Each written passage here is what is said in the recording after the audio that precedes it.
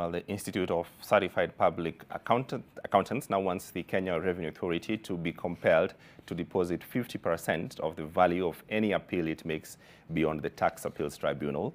This follows the Finance Bill's proposed amendment to Section 32 of the Tax Appeals Tribunal Act of 2013, which would demand that any aggrieved taxpayer who appeals at the High Court to make a 50% deposit.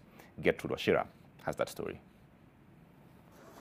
The Finance Bill 2022 proposes to have Section 32 of the Tax Appeals Tribunal Act of 2013 amended to make it mandatory that any taxpayer seeking appeal at the High Court deposits 50% of the value of the contested amount before appealing.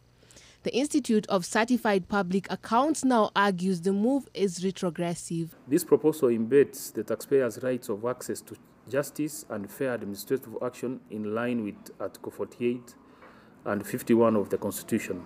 The Institute also noted that the requirement to deposit 50% of disputed tax to CBK seems to be punitive and unfair, as it only applies to the taxpayers and not KRA. This disregards the fact that in any dispute there are two parties involved, and a law should aim to protect both parties. KRA should at the very least also deposit 50% of refunds due to taxpayers where KRA appeals a tribunal decision in favor of the taxpayer. ICPAK also wants the Treasury to accelerate the tabling of the draft national tax policy to give some measure of certainty to the business environment. ICPAK also looks forward to engaging and contributing in the crafting of the awaited national tax policy.